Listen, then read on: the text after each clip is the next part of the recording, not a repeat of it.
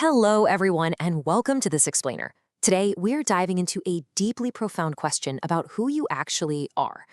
Have you ever read an old journal entry from, say, 10 years ago? You probably recognize the handwriting, right? But the thoughts, the worries, the priorities, they might have felt like they belonged to a complete stranger. Why is that?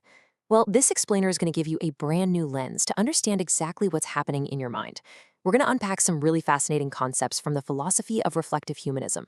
It's a framework that completely transforms our understanding of the self, shifting human identity from this static, unchanging object into a dynamic living structure. It's a deeply relatable paradox, isn't it? I mean, really think about it for a second. Your beliefs, your values, your goals, literally even the cells in your body, they evolve dramatically over time. The person you were at age 10 is fundamentally different from the person you are right now. And yet, when you wake up every morning, you don't feel like a stranger. You feel this unbroken sense of me. How is that even possible? How can a system that is constantly being overwritten still maintain a continuous sense of identity? Well, to answer that, we really need to rethink our very definition of change. So let's jump right into section 1, a constantly changing self, navigating life's transformations. Here's the thing. Changing who we are is absolutely not the same thing as losing our identity. In fact, it might be the very thing that sustains it. Let's ground this in everyday reality. We all eventually abandon the kind of naive beliefs of our childhood in favor of the much more complex realities of adulthood. We pivot through career changes that demand entirely new sets of responsibilities and skills. The people we love, the relationships we build, and, yeah, sometimes lose, they continuously shape our identity. And every single time we fail or succeed, our internal map of the world gets a little update. Personal transformation is happening constantly all around us and within us. We're always in a state of becoming. This reality brilliantly illustrates exactly where our traditional thinking kind of falls short. The old paradigm views identity as a fixed point, an immutable essence, almost like a solid rock. Under that view, any change feels like a major threat, a loss of your true self. But reflective humanism argues that identity is actually a trajectory. It's a continuous process. As the source material beautifully puts it, it's not a point but an orbit, not an evaluation but a gradient. We aren't static points on a map. We are the movement itself, defined by our direction and how we adapt to the shifting landscape around us. Moving right along to section 2, recursive continuity, the structure of an evolving identity. So, if we're a trajectory, how do we keep from just flying off course? The answer is this incredible engine called recursive continuity. It's an exact step-by-step conceptual loop that literally powers your identity. Okay, so it starts with your past experiences. You bring those into your present observation, right where you encounter something totally new. Then, in the absolutely crucial third step, meaning reconstruction, you don't just add new data, you actually re-edit the past in light of the present. Think of a past failure that you eventually reframed as a valuable lesson. That is meaning reconstruction in action. This allows for future projection, where you adjust your trajectory forward, leading right into a brand new experience. The main takeaway here is that identity is an ongoing process of revision without complete replacement. You're not throwing out the old self, you're just integrating it into a new, higher resolution narrative. But let's be real, this process isn't always smooth sailing. We generally handle change in two very different ways.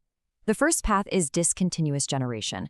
This happens when there's a steep gap between our rigid internal models and the rapidly changing external world.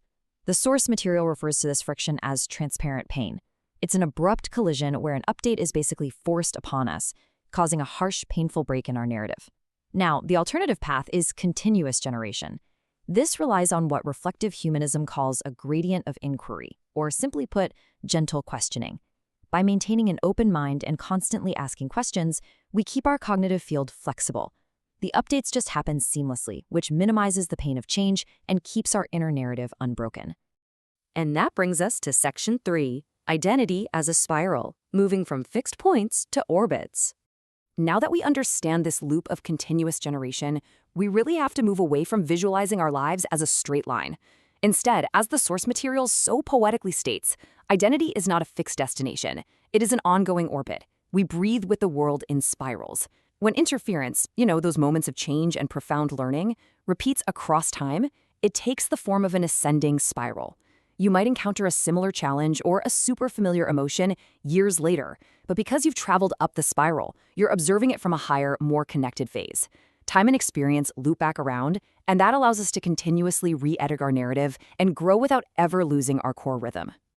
Now let's zoom out of it for section 4, beyond the individual, scaling recursive continuity.